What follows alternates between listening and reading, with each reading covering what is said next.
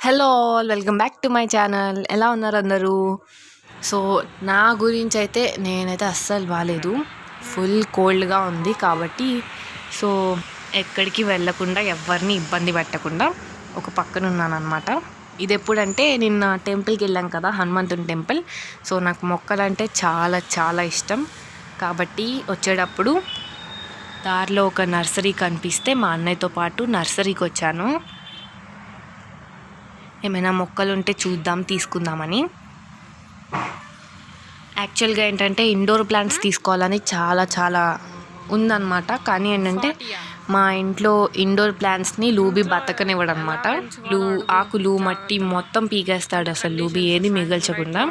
So ఇంకా పైన ఎక్కడైనా పెట్టాలి అంటే రోజు వెళ్ళి వాటికి ఏం వాటర్ పోసి ఏం చెక్ చేసుకుంటాం. So indoor plants వద్దనుకున్నాను.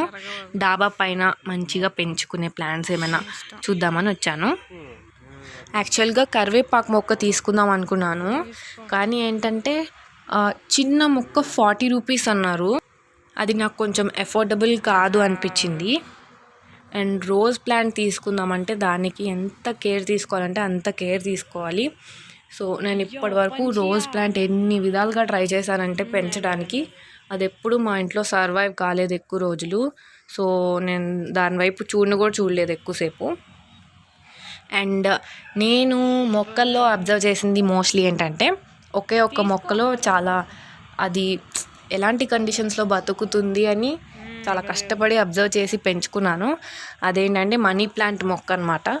ఎక్కడ పెడితే అక్కడ పెరిగిపోతుంది అని ఒక థాట్లో ఉండేదాన్ని చిన్నప్పటి వరకు, కానీ కాదు, అది డైరెక్ట్ సన్లో పెడితే కనుక మాడిపోతుంది మొక్క అంతా కూడా. అస్సలు బ్రతకడం చాలా కష్టం అన్నమాట. ఎన్ని ఫర్టిలైజర్స్ వేసినా లేకపోతే కంపోస్ట్లు వేసి మట్టి కండిషన్ బాగున్నా కూడా అది బతకడం చాలా కష్టమని నేను చాలా రోజులు దాన్ని పెంచడానికి కష్టపడితే అర్థమైంది. సో నేను దాన్ని ఒక షేడీ ప్లేస్లో ఉంచేసాను అనమాట. అంటే ఎండ తగలకుండా ఉన్న ప్లేస్లో అది బాగా పెరుగుతుందని అబ్జర్వ్ చేశాను. మళ్ళీ మనీ ప్లాంట్ స్టెమ్స్ అవన్నీ కూడా పాకుతాయి కదా, అవి స్ట్రాంగ్గా ఉండాలంటే ఒక చిన్న టిప్ చెప్పనా మీకు. ఇలా ఒక లోటాతోటి వాటర్ పోస్తారు కదా, దానిలో చాలా కొంచెం మిల్క్ యాడ్ చేసి ఆ వాటర్ పోయండి. అండ్ అలా రోజు పోయొద్దు, వీక్లీ వన్స్ ఆర్ ట్వైస్ పోయండి.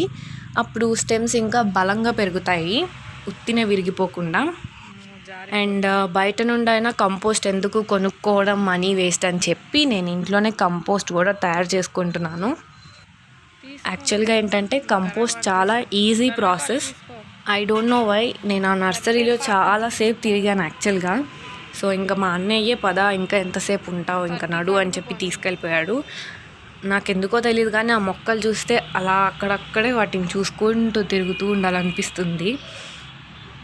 సో మొక్కల పరంగా నాకు ఒక కోరిక ఉందన్నమాట. ఏంటంటే ది వరల్డ్స్ లార్జెస్ట్ గార్డెన్ ఎక్కడుందంటే యూకేలో ఉందన్నమాట, రాయల్ బొటానికల్ గార్డెన్ అనమాట. సో నాకు అక్కడికి వెళ్ళాలని చాలా చాలా ఆశ అనమాట. అదెందుకో తెలియదు కానీ అసలు 1 year నుండి నేను ఆ గార్డెన్కి సంబంధించిన వీడియోస్, వ్లాగ్స్ చూస్తూ ఉన్నాను. అది నేను రియల్గా ఎప్పుడు ఎక్స్పీరియన్స్ చేస్తానో తెలియదు కానీ పక్కా వెళ్ళి తీరాలి అని అయితే పెట్టుకున్నాను నా బ్రెయిన్లో. అండ్ నిజంగానే మొక్కలు పెంచడం అనేది అసలు ఈజీ ప్రాసెస్ అయితే అస్సలు కాదు. మనము అస్సలు పట్టించుకోకపోయినా పెరిగిపోయే మొక్కలైతే ఓకే, కానీ కొన్ని మొక్కలు ఏంటంటే వాటిని బాగా పట్టించుకోవాలి. అంటే ఎప్పటికప్పుడు వాటి లీవ్స్ని చెక్ చేస్తూ ఉండాలి.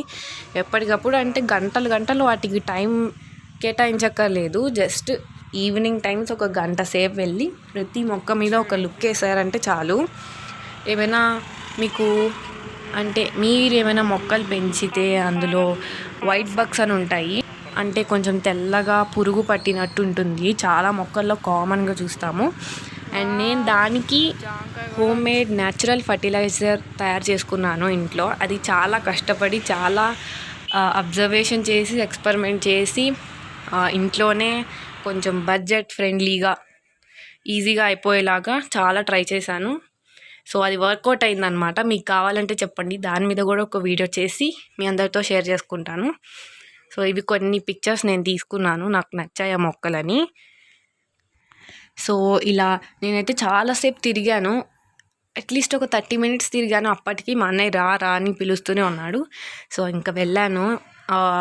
ఆల్రెడీ ఆఫ్టర్నూన్ వెళ్ళాము మేము, చాలా ఎండగా కూడా ఉంది. సో ఇంకా అలా తిరిగేసి నేను ఇంకా స్టార్ట్ అయిపోయాను ఇంటికి. సో అంతా తిరిగి ఏ మొక్కలు తీసుకోలేదు అనుకోవద్దు.